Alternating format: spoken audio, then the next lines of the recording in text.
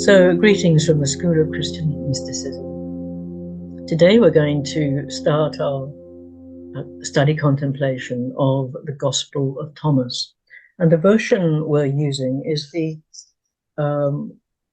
translation interpretation by Jean-Yves Lelou. So for this study contemplation, you may like to obtain a copy of this book. I'd like to share a short introduction, which is taken from Lelou's introduction to the book. He says about the discovery of this gospel. It happened in 1945 in Upper Egypt, in the land where Chenoboskion, the ancient monastic community founded by Saint Pachomius, had once stood. There was nothing unusual about that particular stretch of land near the Arab village of Nag Hammadi, and nothing unusual about the peasant digging there in search of fertilizer. It was by accident that his blade struck the treasure in the buried jar. It was not a treasure of gold, but of words emerging from the shroud of many centuries, written on parchment that had been slowly decaying under the sands, a Gnostic library hidden in amphoras normally used to age wine. Among these 53 manuscripts was the good news attributed to Jesus' disciple Thomas. It reveals what we have always carried within ourselves, an infinite space, which is the same within us and without us. All that is needed to break open the man-made jar that hides it from us, all that is needed is to break open the man-made jar that hides it from us. It is a collection of 114 sayings or meditations.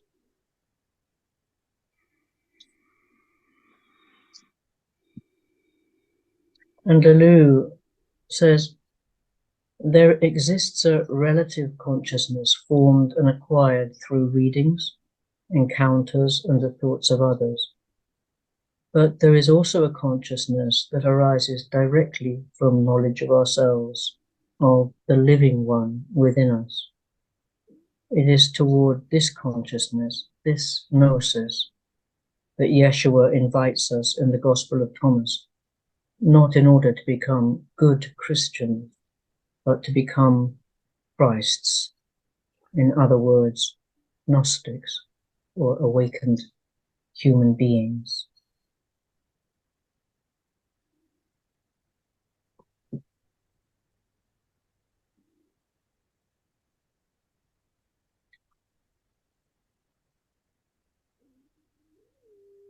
So, today, Malcolm and Tim and I are going to have a conversation about our encounter with this gospel, our meditations on this gospel. And we're going to focus particularly today on the first 5 logion or logion, which is the first 5 meditations. So we're going to read these first 5 as a start off, and then lead into a conversation, and then we'll lead into an actual Lectio Divina of these verses, which will be available prior to our meeting, which I think will be on Monday. We'll be starting our study contemplation of this. So, shall we read now, Tim and Malcolm?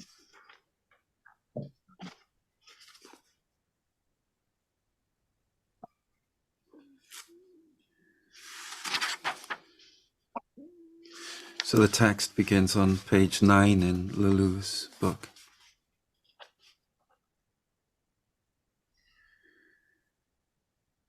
These are the words of the secret. They were revealed by the living Yeshua. Didymus, Judas, Thomas wrote them down.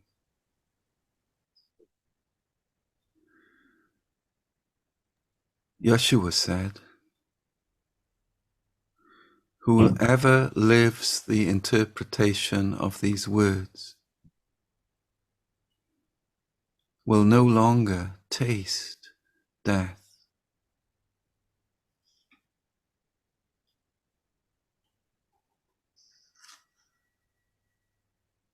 Yeshua said, "Whoever searches must continue to search until they find.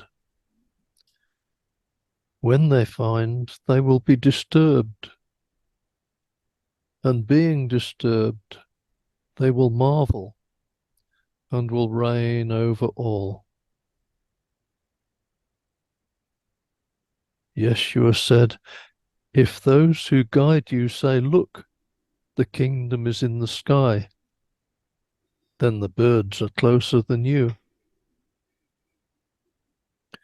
If they say, 'Look, it is in the sea,' then the fish already know it.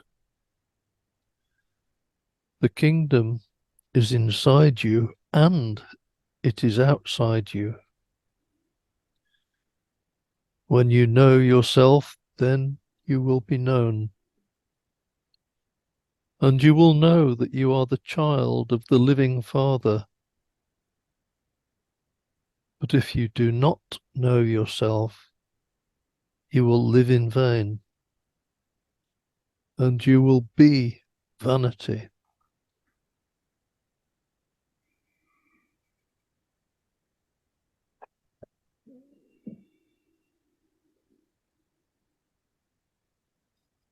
Yeshua said, "An aged person will not hesitate to ask a 7-day-old infant about the place of life, and that person will live. Many of the first will make themselves last, and they will become one." Yeshua said, "Recognize what is in front of you, and what is hidden from you will be revealed. There is nothing hidden that will not be revealed."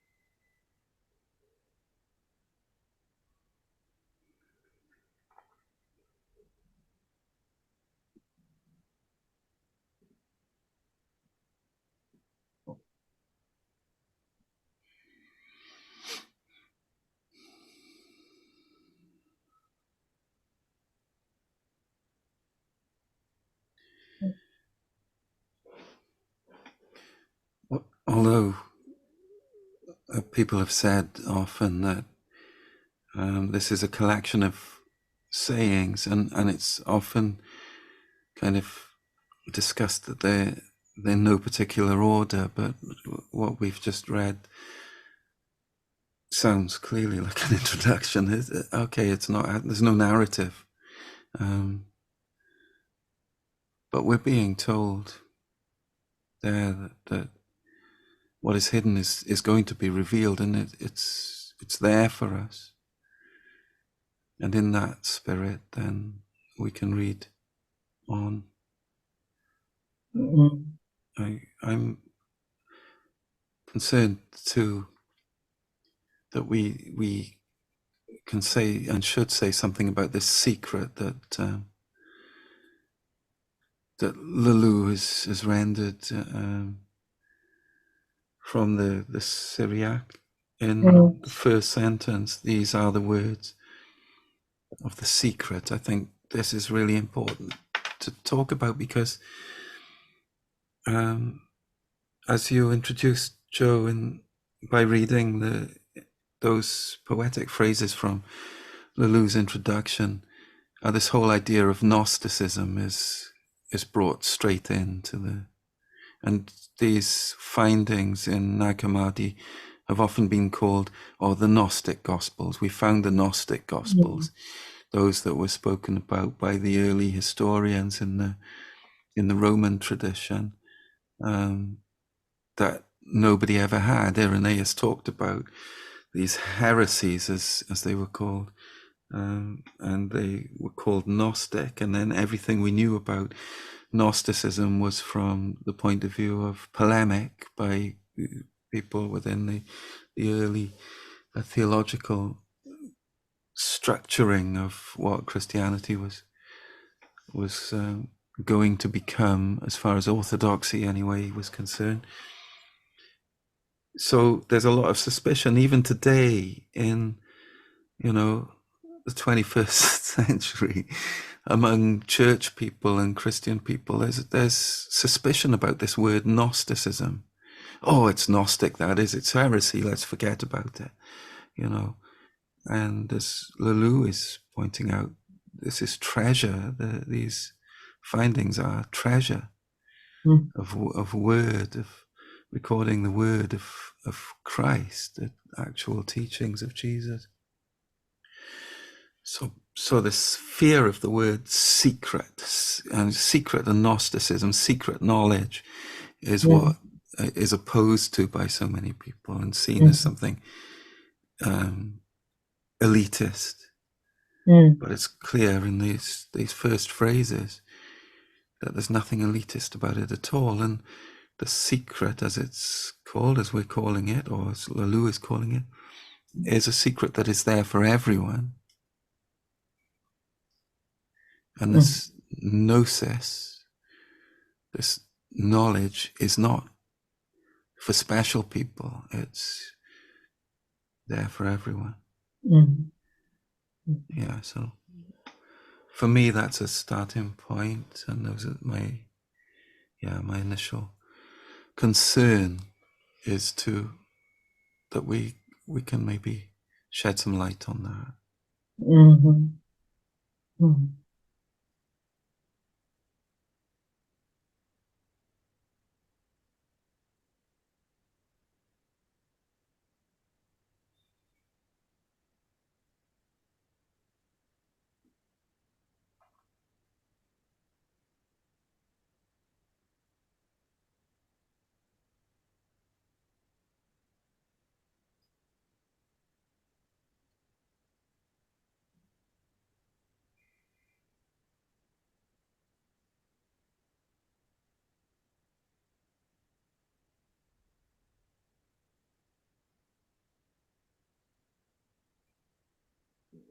One thing striking to me is how often the themes or statements in the Gospel of Thomas actually reflect and amplify things that we find in the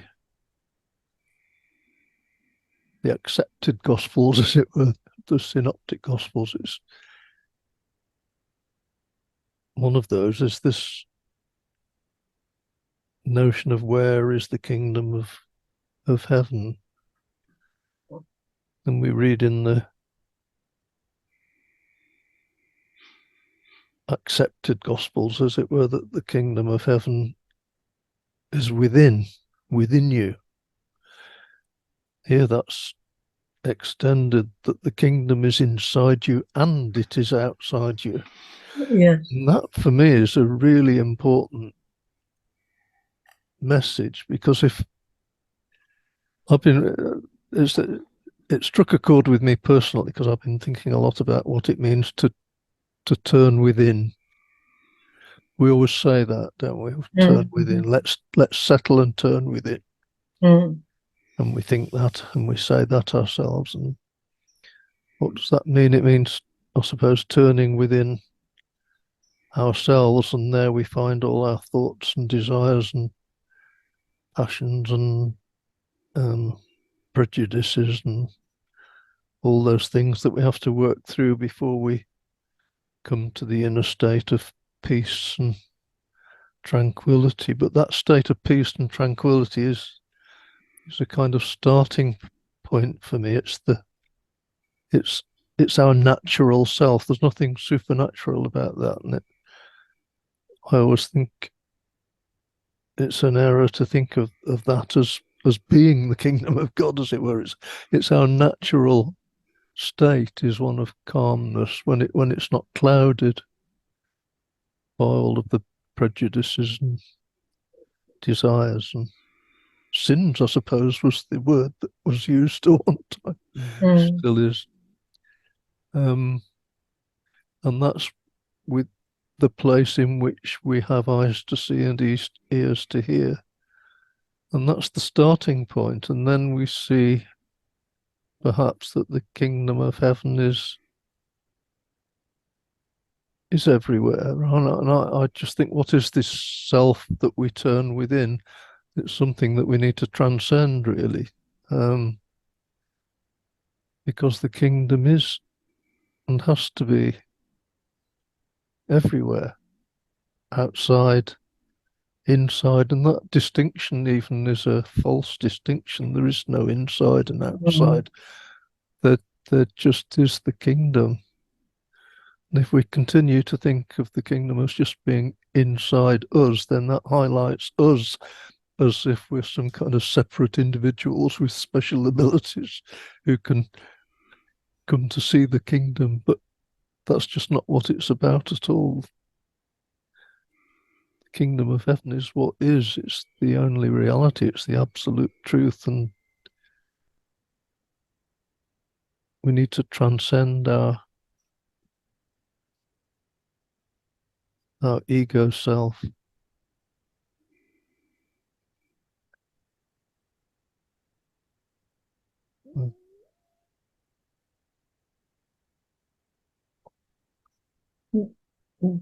Do you think that it's our way of thinking about that? That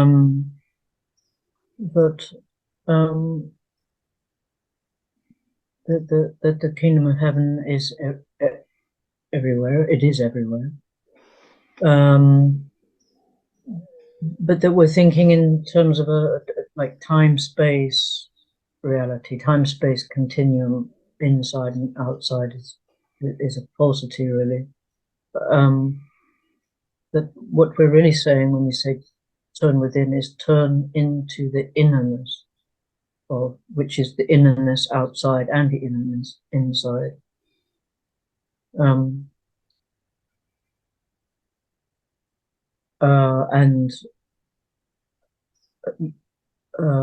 using those inner senses to perceive that.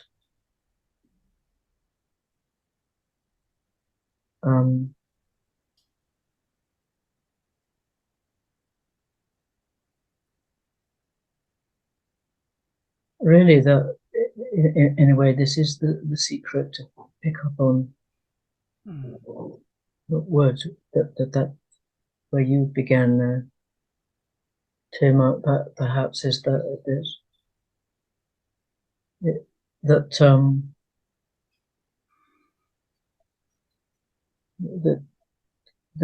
everywhere is that has this kind of veil of what sometimes we use the word illusion, although it's not a word I like particularly. I don't think anything is illusion myself, but sometimes we use that word illusion as a veil to this deeper reality that perhaps is being talked about here, and we're being urged in this to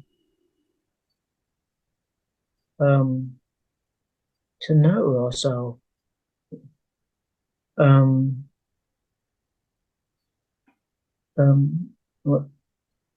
When you know yourself, then you will be known, and you will know that you're a child of the living Father. But if you do not know yourself, you'll live in vain.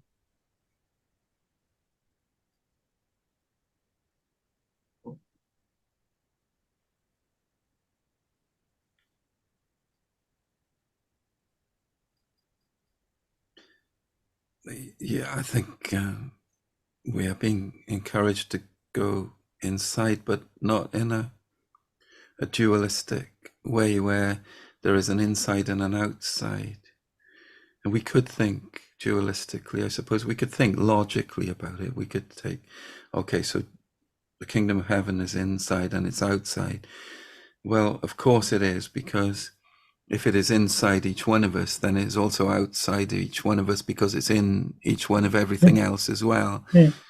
But and that even through logic, I think, brings us back to a realization that, well, in that case, then outside and inside is not separated. It can't be. It just doesn't make sense for it to be.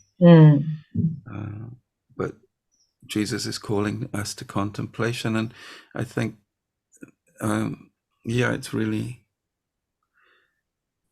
what you said, Malcolm, about the amplification of the so-called synoptic gospels, the accepted three particularly. John is always held in some kind of tension because it seems to go spiritually so much deeper than the other three. But within the synoptic gospels, we've got in Matthew Jesus clearly teaching people about prayer, where he says in chapter 6, I think it is, of Matthew, chapter 6, he says, just look, stop making a show of it. You don't make a show of it. It's not like something to dress up to do and parade yourself in the streets or in the temple. I'm the one who's praying, this kind of stuff. Or heap up loads of words and make really intricate prayers in the hope that somehow God is going to understand it best because you speak in a Shakespearean tongue or something like that. God knows what you want, he says, not what you need. And, it's for you to understand that. That's why we go through the thought of the process thought of worded prayers, I suppose. But he says, well, look, just shut up, go into your inner room and close the door, pray to the Father in secret. Chapter 6, verse 6. And what you pray in secret, the Father hears in secret. So it's back to this word secret. And for me, the collection of sayings, and I think it is important, I feel that it's not arbitrary how they're put together. It's been thought about, it's been prayed over by Thomas, maybe, or followers of Thomas, possibly in India. We often talk about a kind of Eastern influence in some of these Gospels, and it seems probable that Thomas died in India, and I think his grave is there somewhere. So it could have been him, or it could have been followers of him. Whoever it is, it's not unconscious, this collection. But that aside, we are being, the sayings are taking us deeper than, it's amplifying what's taught, as Malcolm was suggesting, in those Gospels, in those synoptic Gospels. Yeah, somewhere along the line, somebody with power within the annals of the church history has decided that people are not very deep and they can't contemplate, basically, which is sad. But these Gospels, although they were banned and condemned, they've come back. So you know. Mm. Yeah. In quite a miraculous way, really. I mean, what were the chances of Yeah. that happening? Yes, Yeah, it's amazing. extraordinary, isn't it? Yeah. Do you think Paul, in one of his letters, I don't know if either of you can remember, but he says something like this: "We are treasure hidden in earthenware pots," doesn't he?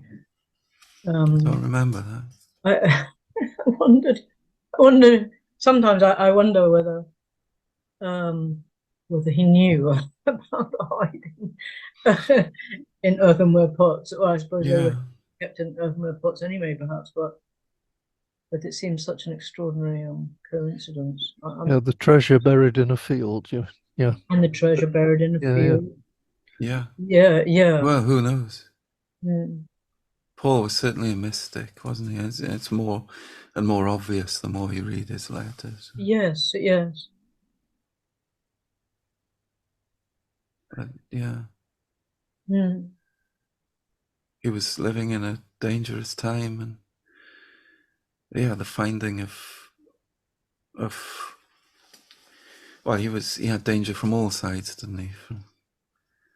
Mm. From his Hebraic background and from his Gentile background, and Yes. the power of the Roman Empire, and Mhm. I'm sure there were things he needed to hide. Yeah. Mm. I mean, what do we think is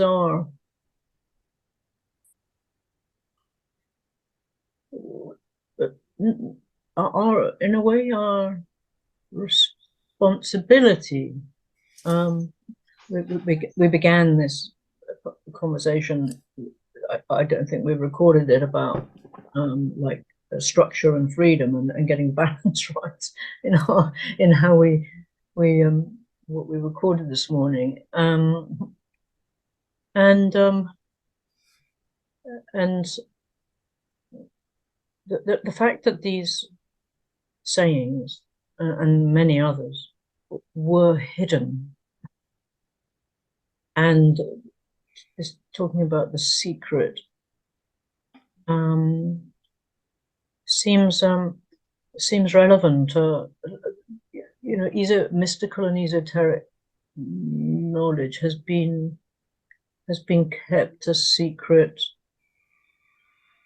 There is a certain we're trying ourselves in SCM to get the balance between talking and sharing and silence of meditation, and uh, sharing and liberally things which have been hidden for centuries. Um, and um, and we talked the other day about retreat, which may have more sharing, and I wondered about how how does one get that balance between sharing, putting it out there, and silence, and keeping hidden and secret in the heart, so that it can brew. Rumi, the Sufi poet, talks about the chickpeas um, simmering, boiling on the stove. They remain in the pot until they're ready to pop. But if they were to pop too early, they would it would be casting pearls to swine, to use to mix metaphors hugely. What do we negotiate? Um, do we need to negotiate? Verse 2 is about a process of an initiatory process, a process of transformation.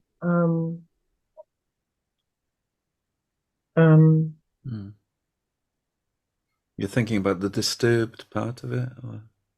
Yeah, so just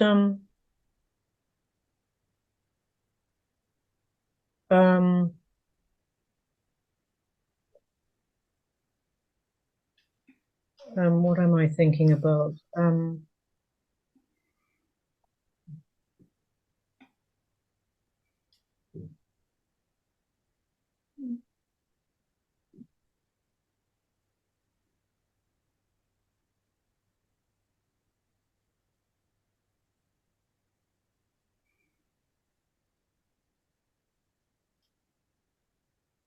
Well, I suppose I'm just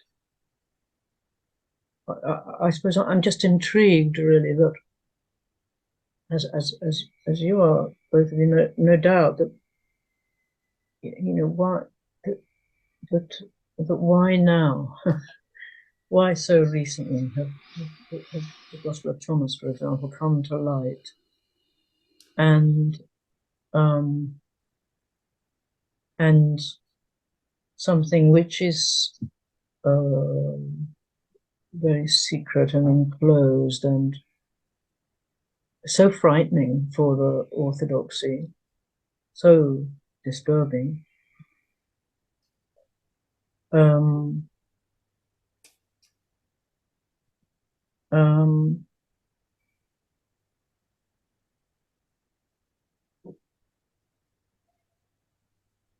well, I think, well, I started out by saying, what is our responsibility as we explore? I don't just mean the three of us, but anyone now that this is out there. Does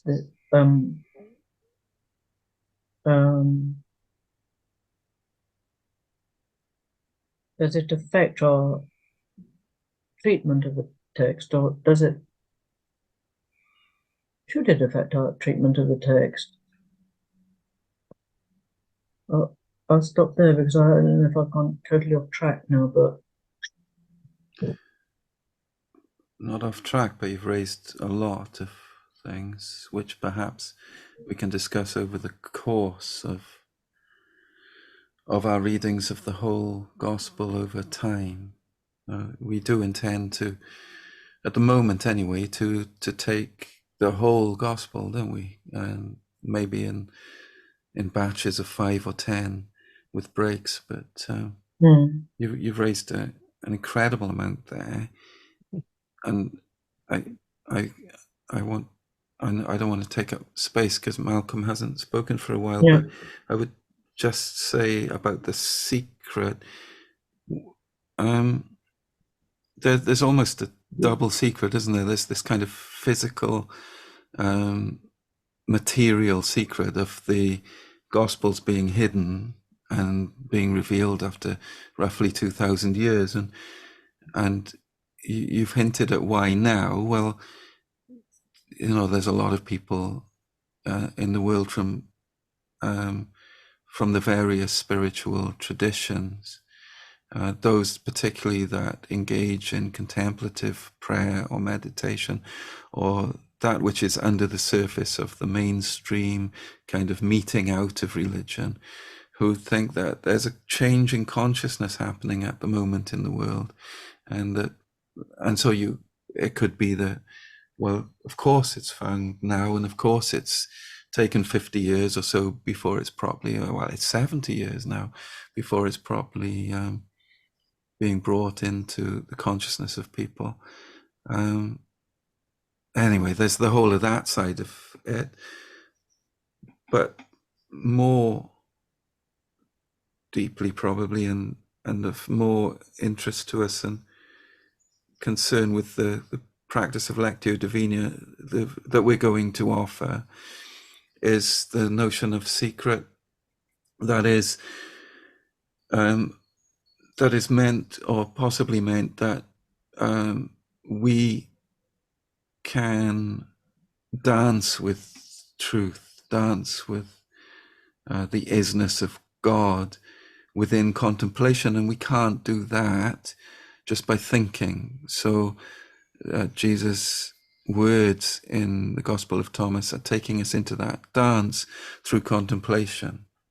Therefore, it could be called secret because it's not available to our conscious mind, and we've been talking recently in some of our recordings about how when we begin to speak of that secret, well, we just trip up because we can't say it. We can't. So what are we offering? Well, we're offering space through, in this case, Lectio Divina practices for people to enter with us, and we with them, into contemplative prayer, where the secret, that which cannot be put into simple, like thinking words, logic. Okay, logic may not be simple, but into logic, then we're going to go deeper, and we're going to share the space. And we're not going to be able to say everything we find there, but our words in the sharing will bear some kind of fruit. Mm. So yeah, there's these two things happening at the same time. There's the deep reality, and there's the human experience of material, where these gospels have been hidden and have been revealed after 2,000 years. Mm. But I said I didn't want to take up much space, and I took up quite a lot, so apologies.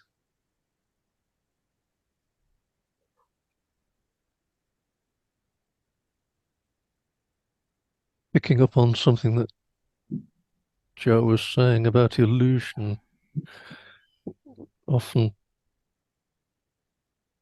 people will talk about the world as being an illusion. I think that may be a misunderstanding of sort of Eastern concepts, really, because certainly I've had some involvement with that, and it depends on what you define as real. And certainly the great sort of Eastern sage and mystic Ramana Maharshi would define as real that which is unchanging and everlasting, and therefore what is changing and decays, and that's unreal, and that's the illusion. To think that is the illusion is to think that attaching ourselves to things that change and come and go is actually a means to happiness. That's the illusion. And the world changes and comes and goes, and things in our heads change and come and go, our opinions and likes and dislikes, and attaching ourselves to all of those things that's a huge mistake. And that's where the illusion or the delusion lies for me, is attachment of that kind. And seeing all those changeable things makes it inevitable somehow that there is something underlying that is unchanging and eternal and outside of all space, time, and concepts. And that seems to me to be the message, really, of the fifth of these sayings that we read, where Yeshua said, "Recognize what is in front of you, and what is hidden from you will be revealed. There is nothing hidden that will not be revealed." So that the reality of the absolute, of the eternal truth, is there, hidden in plain sight. Mm. Hidden in plain sight.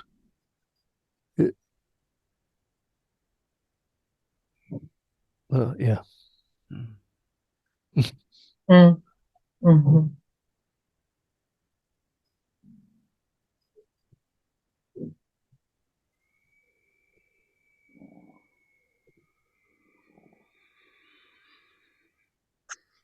Yeah.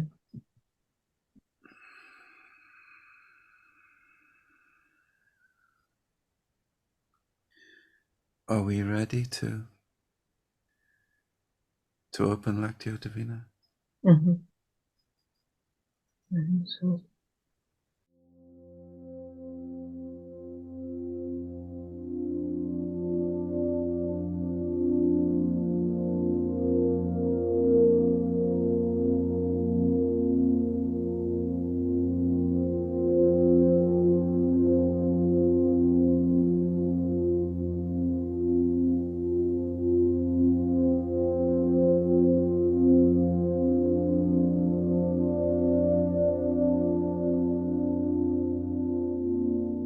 These are the words of the secret. They were revealed by the living Yeshua. Didymus Judas Thomas wrote them down. Yeshua said, "Whoever lives the interpretation of these words will no longer taste death." Yeshua said, "Whoever searches must continue to search until they find. When they find, they will be disturbed, and being disturbed, they will marvel and will reign over all." Yeshua said, "If those who guide you say, 'Look, the kingdom is in the sky,' then the birds are closer than you. If they say, 'Look, it is in the sea,' then the fish already know it. The kingdom is inside you and it is outside you. When you know yourself, then you will be known, and you will know that you are the child of the living Father. But if you do not know yourself, you will live in vain, and you will be vanity." Yeshua said, "An aged person will not hesitate to ask a 7-day-old infant about the place of life, and that person will live. Many of the first will make themselves last, and they will become one." Yeshua said, "Recognize what is in front of you, and what is hidden from you will be revealed. There is nothing hidden that will not be revealed."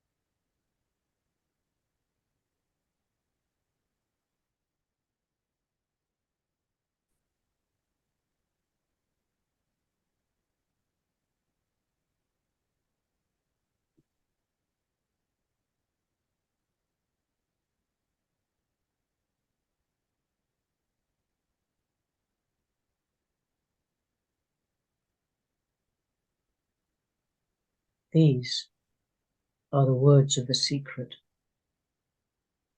They were revealed by the living Yeshua. Didymus Judas Thomas wrote them down.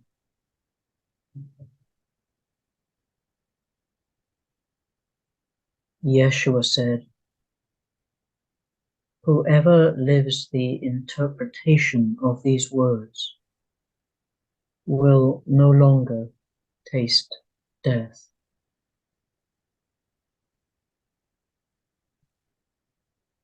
Yeshua said, "Whoever searches must continue to search until they find. When they find, they will be disturbed, and being disturbed, they will marvel and will reign over all."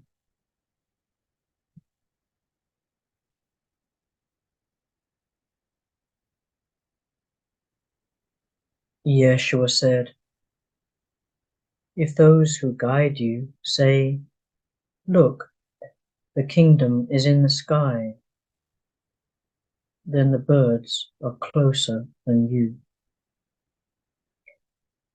If they say, 'Look, it is in the sea,' then the fish already know it. The kingdom is inside you and it is outside you. When you know yourself, then you will be known, and you will know that you are the child of the living Father. But if you do not know yourself, you will live in vain, and you will be vanity."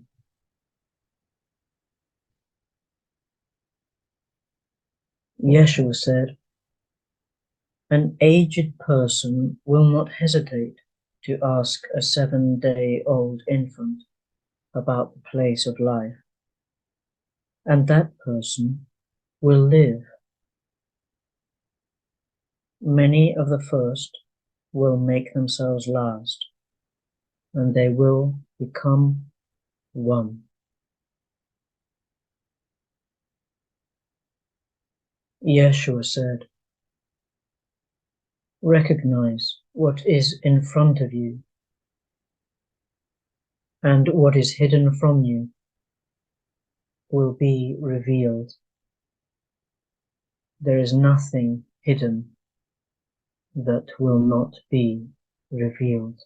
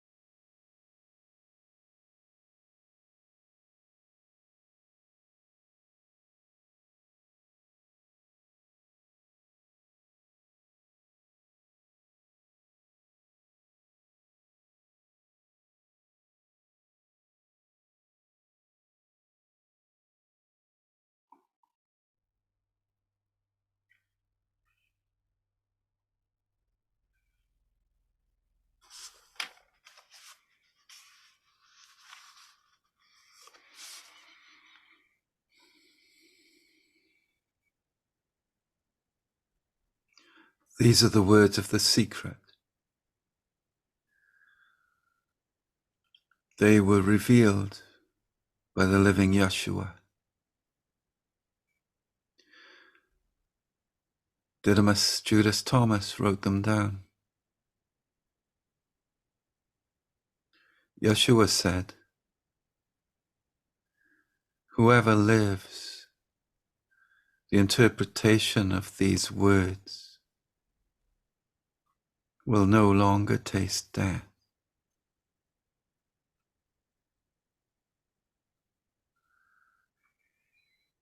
Yeshua said, "Whoever searches must continue to search until they find. When they find, they will be disturbed, and being disturbed, they will marvel and will reign over all." Yeshua said, "If those who guide you say, 'Look, the kingdom is in the sky,' then the birds are closer than you. If they say, 'Look, it is in the sea,' then the fish already know it. The kingdom is inside you, and it is outside you. When you know yourself, then you will be known, and you will know that you are the child of the living Father. But if you do not know yourself, you will live in vain, and you will be vanity."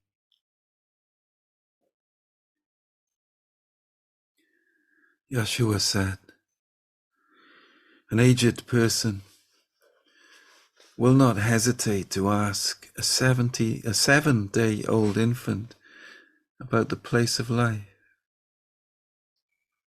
and that person will live. Many of the first will make themselves last, and they will become one." Yeshua said, "Recognize what is in front of you, and what is hidden from you will be revealed. There is nothing hidden that will not be revealed."